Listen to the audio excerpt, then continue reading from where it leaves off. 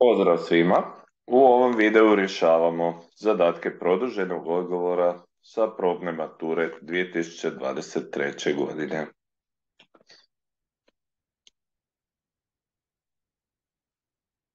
Znači, u ovim zadacima moramo priložiti i skice, postupak i račun, ne boduje se samo rješenje. I zadaci su naravno za veći broj bodova. Pa krenimo sa 38. Udaljenost brodova B1 i B2 od luke L prikazana je na skici i izražena je u nautičkim miljama. Znači, brod B1 udaljen je 2,4 nautičke milje, a brod B2 je udaljen 1,5 nautičkih milja. Kut između njihovih ruta je 63 stupnjeva, iako više liči kao nekakvih 80. I pitanje je koliko su kilometara brodovi međusobno udaljeni ako je jedna nautička milja 1852 metra. Dakle, traži se ova tu udaljenost koju možemo označiti sa x i tu udaljenost ćemo otkriti preko kosinusovog poučka. Dakle, tražimo stranicu x, ona ide na lijevu stranu jednadžbe, x na kvadrat je zbroj kvadrata preostale dvije stranice.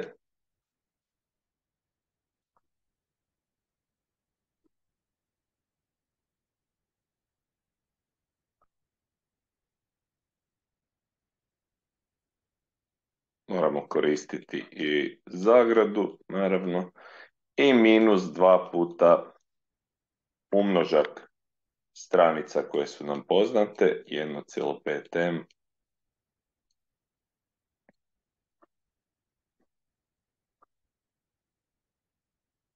i puta kosinus kuta 63.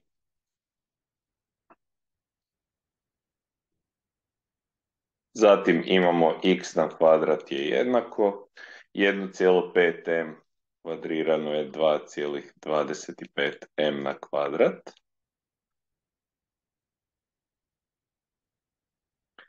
Ovo je 5,76m na kvadrat i sad imamo kosinus 63, nam je tu najveći problem. I kad se pomnoži sa, to će biti 7,2,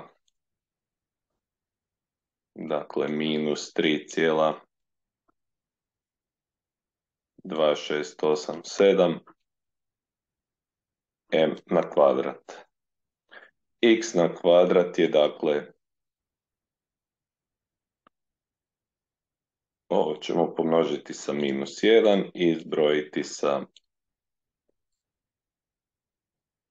2,25 i sa 5,76.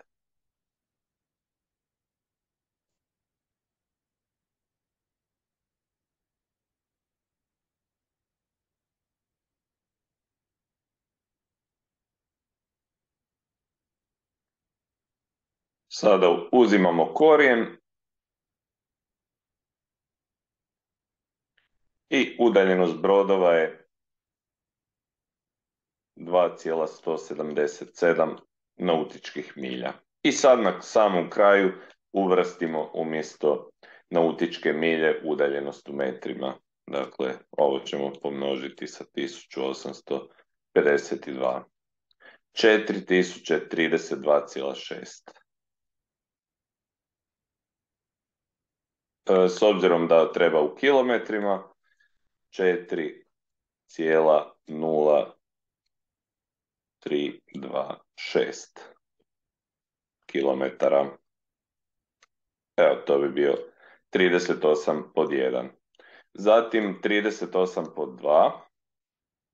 Imamo tri funkcije. f od x, g od x i h od x i moramo naći vrijednost do kraja sređenog izraza za sve x za koje je izraz definiran. Pa idemo polako uvrštavati.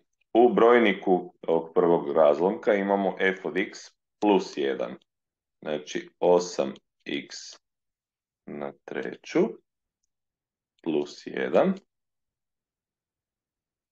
kroz g od x plus 1. Dakle, g od x plus 1 znači da ovaj x plus 1 uvrštavamo u funkciju g umjesto x-a. Da će to biti x plus 1 sve na kvadrat i onda minus g od x, to će biti sama funkcija g od x prepisana, dakle minus x na kvadrat. Onda slijedimo dalje ovaj izraz, minus g od 2x.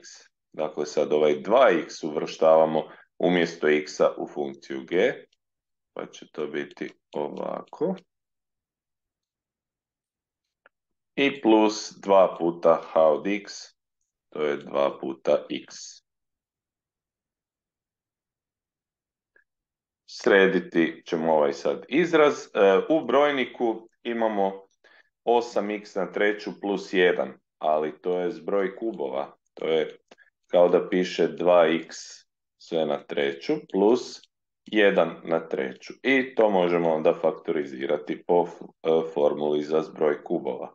A ovaj x plus 1 ćemo kvadrirati, dakle to je prvi na kvadrat plus dvostruki prvi puta drugi je 2x, plus drugi na kvadrat je plus 1 i minus x na kvadrat. Zatim minus 4x na kvadrat i plus 2x. E sad, zbroj kubova se rastavlja tako da u prvu zagradu stavimo zbroj dva člana, a u drugu kvadrat prvoga, dakle 4x na kvadrat, minus umnožak dva člana iz prve zagrade, 2x, i plus kvadrat drugoga, to je plus 1. Ovdje u nazivniku, nakon što pokratimo x na kvadrat i minus x na kvadrat, ostalo nam je samo 2x plus 1. I imamo minus 4x na kvadrat i plus 2x. Sada ćemo još kratiti 2x plus 1 u tu zagradu i sam nazivnik, pa praktički nema više potrebe za razlomkom. Znači 4x na kvadrat minus 2x plus 1 možemo samo prepisati, minus 4x na kvadrat i plus 2x. I sad kako se još dodatno krate 4x na kvadrat i minus 4x na kvadrat, te minus 2x i plus 2x, ostalo nam je rješenje plus 1. I to je bio drugi zadatak, također za 2 boda, odgovor je 1. 39. pod 1. Za koje sve realne brojeve k, krivulja y jednako 2k x na kvadrat plus 1 minus 3k x plus 2k minus 1 ima dva sjecišta s osi apscisa. Sjecišta s osi apscisa su 0 točke, a krivulja koja je ovdje navedena parametarski je kvadratna funkcija. Vidimo x na kvadrat, drugi član koji sadrži x i slobodni član. Tako da ćemo ispisati prvo koeficijente kvadratne funkcije. Koeficijent a stoji uz x na kvadrat, dakle 2k. Koeficijent b stoji uz x, dakle 1 minus 3k. I koeficijent c, odnosno slobodni koeficijent, iznosi 2k minus 1. idemo malo skicirati kako graf ove kvadratne funkcije mora izgledati. Ona mora imati dva sjecišta s osi apscisa, dakle ili ovako ili ovako, a zajednička karakteristika ovakvih funkcija je da imaju pozitivnu diskriminantu. U slučaju da je diskriminanta jednaka nuli, onda bi bilo jedno sjecište, odnosno samo dodir s osi apscisa. I u slučaju negativne diskriminante, kvadratna funkcija ne bi imala sjecišta s osi apscisa. Diskriminantu pišemo onda kao b na kvadrat minus 4ac. B na kvadrat je 1 minus 3k na kvadrat minus 4a je 8k, što množi 2k minus 1 veće od 0. I sad imamo klasičnu kvadratnu nejednadžbu koja je po varijabli k. Znači ovo moramo iskvadrirati, 1 minus 6k plus kvadrat drugoga je 9k na kvadrat. Onda minus 8k množi ovu zagradu, dakle minus 16k na kvadrat plus 8k mora biti veće od 0. Nakon što ovo sredimo, minus 7k na kvadrat plus 2k i plus 1 je veće od 0. Sada ćemo naći nul točke ovog kvadratnog izraza. Upisujemo minus 7, 2 i 1. I evo naših rješenja. Znači k1 je jednako 1 plus 2 korijena iz 2 kroz 7 i k2 je naravno samo obrnuto 1 minus 2 korijena iz 2 kroz 7. Ova kvadratna funkcija je zbog vodećeg koeficijenta minus 7, koji je manji od 0, orijentirana ovako, a nama treba da je veća od 0, dakle ovaj tu dio nas zanima iznad horizontalne osi, znači ovdje je varijabla k, ne x. Dakle, moramo uzeti prostor između dvije nul točke kao rješenje. Pa će k element biti od k2 do k1 bez uključenih graničnih točaka, pa ćemo napisati da je k element od ove nul točke sa manjom vrijednosti 1 minus 2 korijena iz 2 kroz 7, pa sve do 1 plus 2 korijena iz 2 kroz 7. I ovo je bio prvi zadatak za 3 boda. Zatim 39 pod 2 moramo odrediti jednadžbu i nacrtati pravac koji prolazi središtem kružnice koja je ovdje zadana i mora biti paralelan sa ovim zadanim pravcem. Prvo ćemo jednadžbu kružnice pretvoriti u onaj standardni oblik, tako da odredimo njezino središte. Znači moramo zapisati x na kvadrat minus 2x na početak, onda plus y na kvadrat, a minus 8 ćemo prebaciti odmah na desnu stranu. I sada gledamo kod ovog dijela x na kvadrat minus 2x što nam nedostaje za kompletirati kvadrat binoma. Znači nedostaje nam još plus 1. Dvostruki prvi puta drugi je ovo i onda imamo zapravo drugi član ove zagrade koju pokušavamo nadomjestiti je plus 1.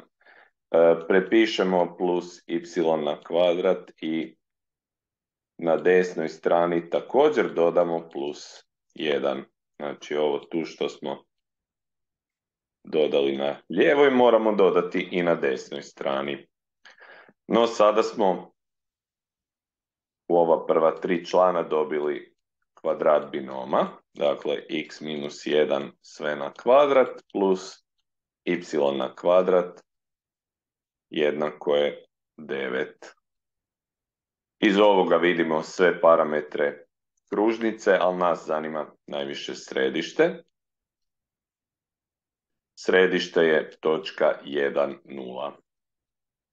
S obzirom da je ova jedinica u zagradi uz x. Tako da pravac prolazi kroz točku 1, 0 i mora biti paralelan sa pravcem 3x plus y plus 1 jednako 0. Paralelni pravci, što se tiče implicitnog oblika u kojem je zadan ovaj naš pravac, paralelni pravci imaju prva dva koeficijenta, znači ovaj a i b, koji stoje uz x i y jednake. Znači mi ćemo naš pravac zapisati 3x plus y, ali onda treći koeficijent implicitnog oblika c mora biti različit od ovih plus 1. Znači plus c jednako je 0.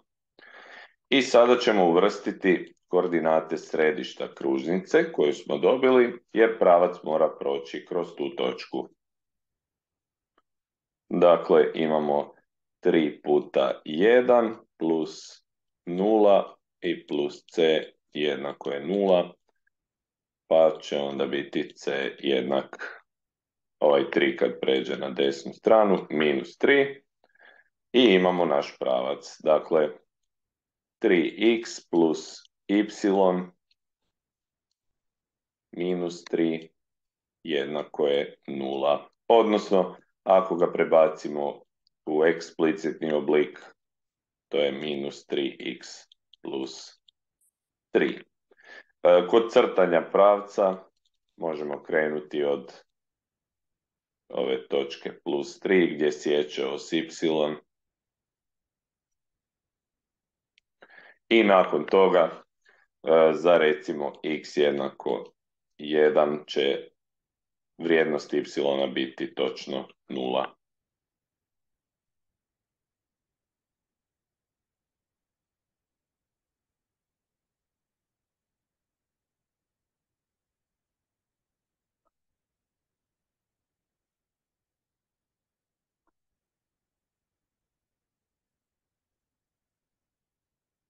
I kod crtanja treba paziti da pravac prolazi kroz cijelo ovo područje koje je istaknuto. Dakle, ovo je zadatak 39 pod 2 i nakon toga 40. Znači imamo zadanu hipotenuzu pravokutnog trokuta 25 cm i jedna kateta je 7. Znači drugu možemo otkriti preko Pitagorinog poučka, ali trebamo izračunati volumen tijela koje nastaje rotacijom tog trokuta oko osi rotacije koja je 2 cm udaljena od druge katete. Evo, to otprilike ovako izgleda.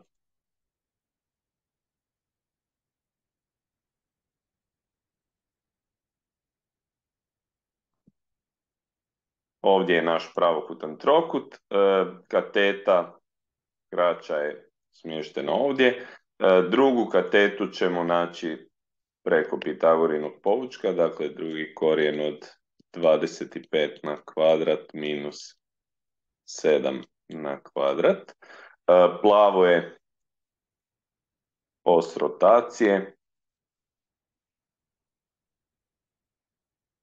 i ova udaljenost od 2 cm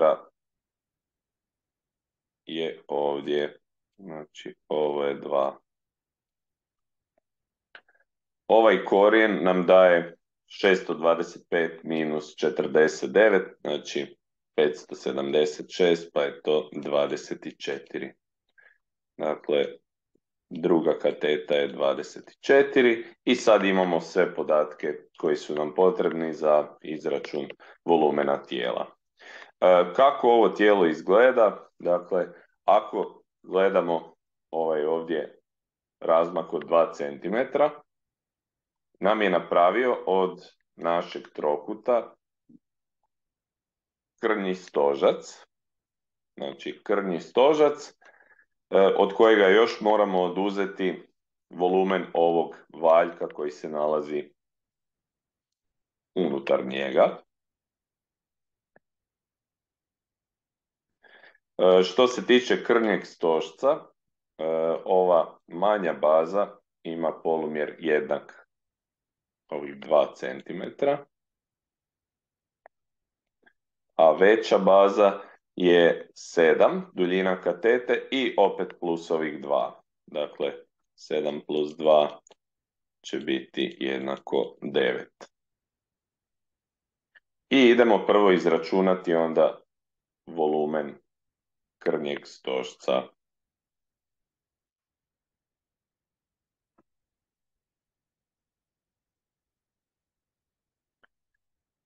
Još ćemo preko sličnosti dobiti visinu ovog dijela koji je odrezan, znači zanima nas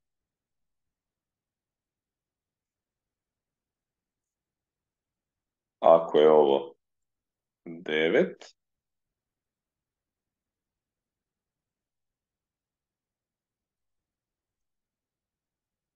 a ovo tu 2, zanima nas ova tu visina odrezanog malog stožca koji je napravio zapravo ovaj krnji stožac. Dakle, 9 prema 2 će biti onda ova tu visina koja iznosi x plus 24 prema x. Dakle, 2x plus 48 je jednako 9x. Tako da će biti x jednak 48 kroz 7. Približno 7, ali računat ćemo tako. I sad, volumen krnjeg stožca je volumen velikog minus volumen malog stožca.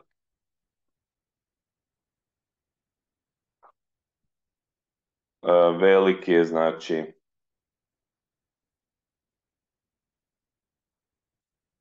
baza puta visina i puta 1/3, a mali je baza 2 puta h2 i također puta 1/3. Baza 1 je ova veća, kojoj odgovara polumjer od 9, dakle 9 na kvadrat puta pi. Sad, h2 je ovih 24 plus x kojeg smo otkrili, znači 24 plus 48 sedmina.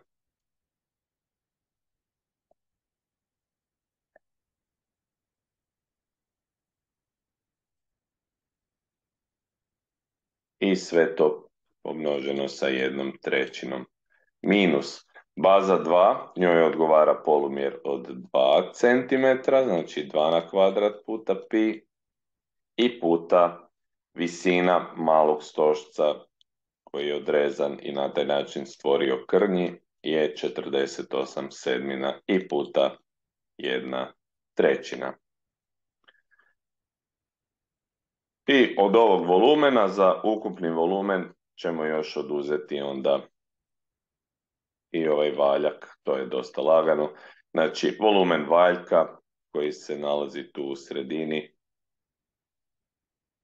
možemo ga sa V3 označiti, je baza puta visina, a baza mu je ista kao i ovaj stožac koji je odrezan.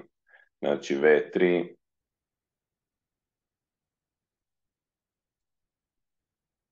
je baza 3 puta visina 3, a to znači da je to 2 na kvadrat pi puta 24. 96 pi.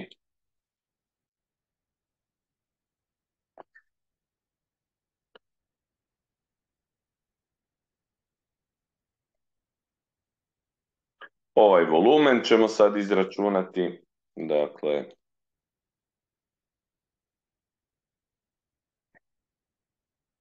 osamdeset jedan pi puta u zagradi 24 plus 48 sedmina.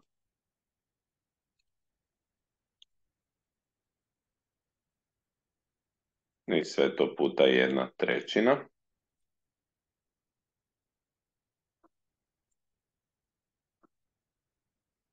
I od toga oduzimamo 4 pi puta 48 sedmina i puta 1/3.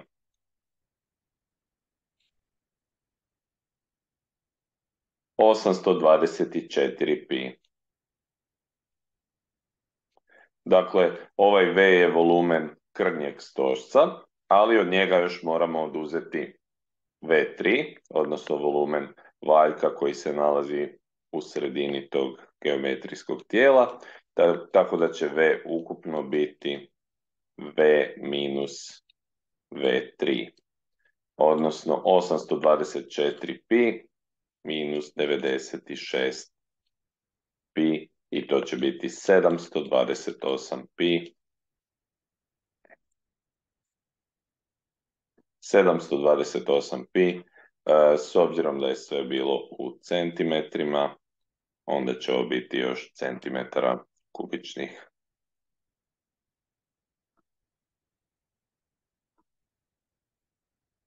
I to je taj 40. zadatak koji nosi 4 boda. Isplati ga se probati jer od ova 4 boda ćete često dobiti bod do 2 ako je dio postupka točan. Već za ovu skicu se vjerovatno dobiva 1 bod, a onda i za izračun ove druge katete i možda neki osnovni račun se već dobije i drugi bod. Evo, to bi bilo to. Znači, probna matura iz matematike za 2023. godinu. U sljedećem videu ćemo onda rješavati i osnovnu razinu. Hvala svima i lijep pozdrav!